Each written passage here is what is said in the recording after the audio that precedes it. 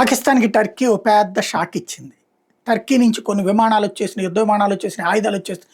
Turkey యుద్ధం చేస్తోంది అన్నటువంటిది ప్రచారం జరిగింది. బట్ టర్కీ తాజాగా పాకిస్తాన్‌కి సహకరించడానికి, భారత్‌కి వ్యతిరేకంగా సహకరించడానికి నిరాకరించింది.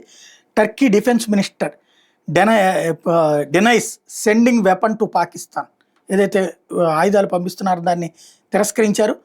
Only one transport air craft stopped in Pakistan just for refuelling before continuing it journey. అది వాళ్ళకి సంబంధించినటువంటి విమానం అక్కడ దిగడంతో ఆయుధాలు పెద్ద ఎత్తున సరఫరా చేస్తుందంటే అదేం లేదు, రీఫ్యూలింగ్ కోసం అక్కడ దిగింది తప్పించి ఏమీ లేదని చెప్పుకొచ్చారు.